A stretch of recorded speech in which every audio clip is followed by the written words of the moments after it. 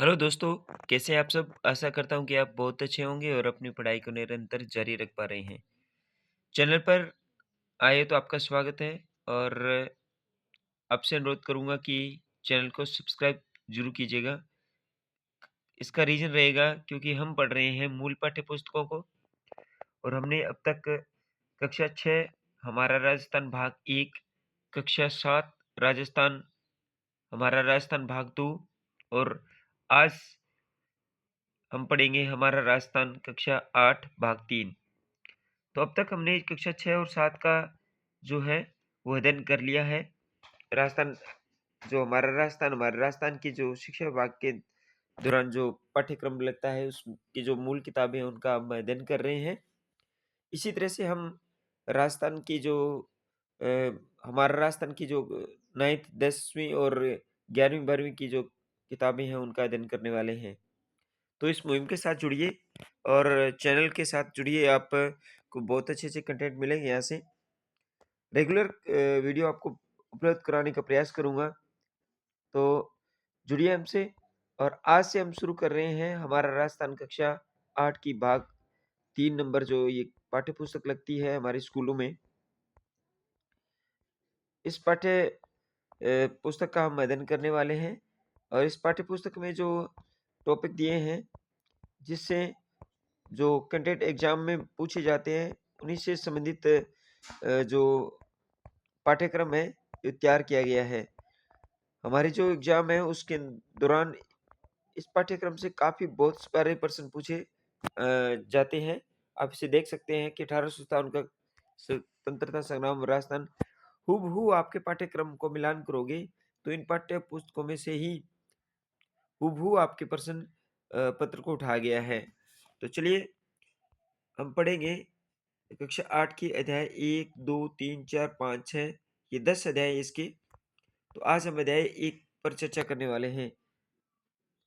इस अध्याय का नाम है 18वीं सदी का राजस्थान। तो चलिए शुरुआत करते हैं कक्षा 8 की इस मूल पाठ्य पुस्तक का।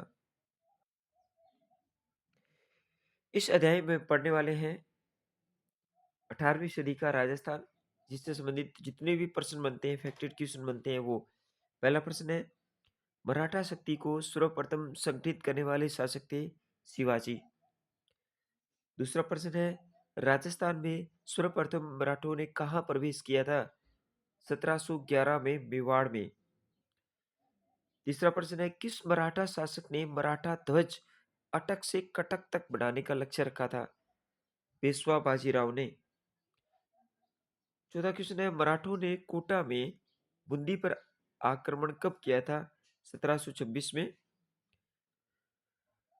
पांचवा प्रश्न है, डूंगरपुर और बांसवाड़ा के शासकों ने मराठों को खिराज देना कब स्वीकार किया था?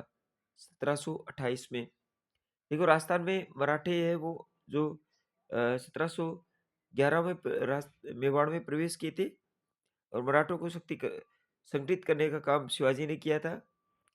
और मराठों ने कोटा बूंदी पर आक्रमण किया था 1726 में, और डूंगरपुर बांसवाड़ा के जो शासक थे उन्होंने मराठों को खिराज देना स्वीकार किया था 1728 में।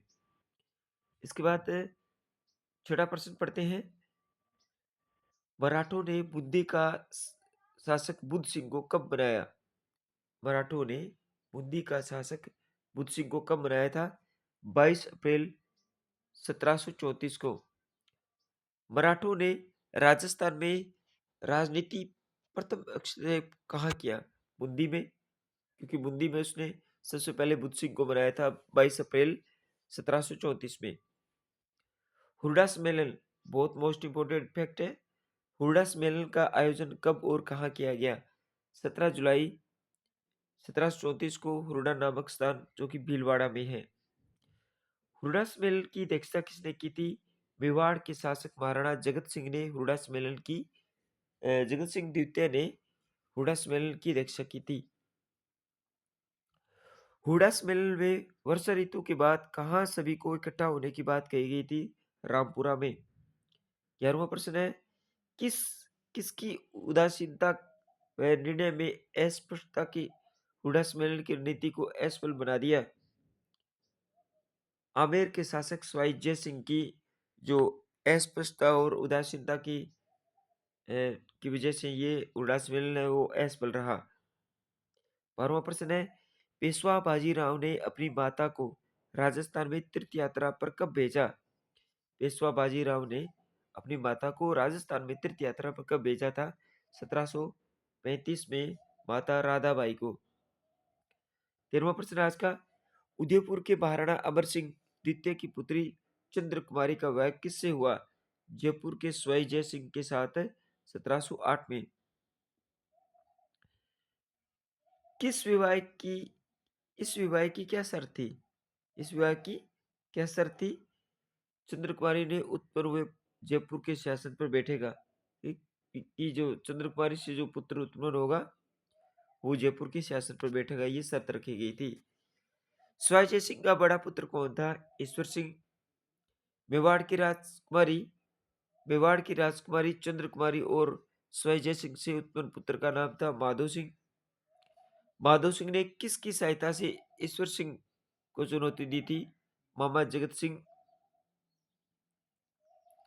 मामा जगत सिंह द्वितीय की सहायता से। 18वां प्रश्न है, किस मराठा शासक ने माधो सिंह का साथ दिया था? मराठा सरदार मल्हार राव होलकर ने। ईश्वर सिंह और माधो सिंह के मध्य कौन कौन से युद्ध हुए थे? राजमहल और बगरू के युद्ध वो ईश्वर सिंह और माधो सिंह के मध्य हुए थे।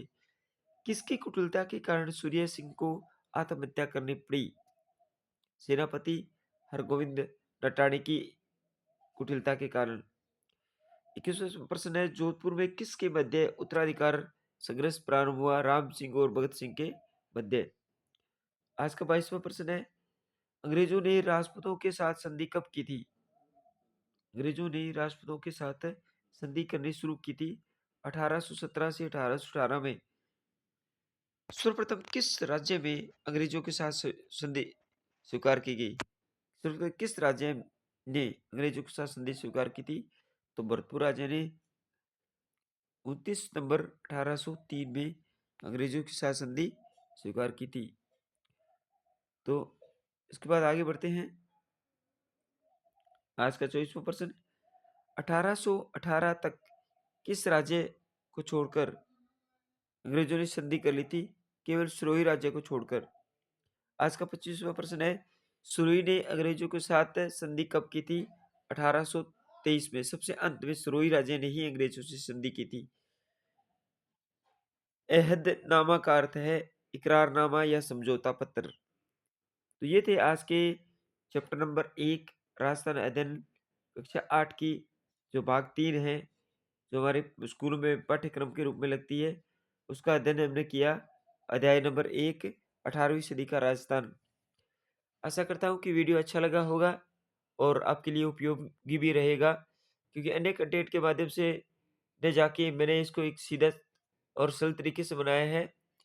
आप जो इस यूट्यूब की जो दुनिया की भागदौड़ भरी ज़िंदगी है, जिसमें आप बड़े-बड़े थंबनेल और लुभावने थंबनेल देख के और वीडियो को लाइक शेयर करते हैं। मैंने इसको सीधा-साधा केवल कंटेंट को ही मैंने इस महत्ता दी है। तो कृपया आप चैनल को सब्सक्राइब ज़रूर कीजिएगा। आज की वीडियो में इतना ही, मिलते हैं कल एक नए अध्याय के साथ में। तब तक के लिए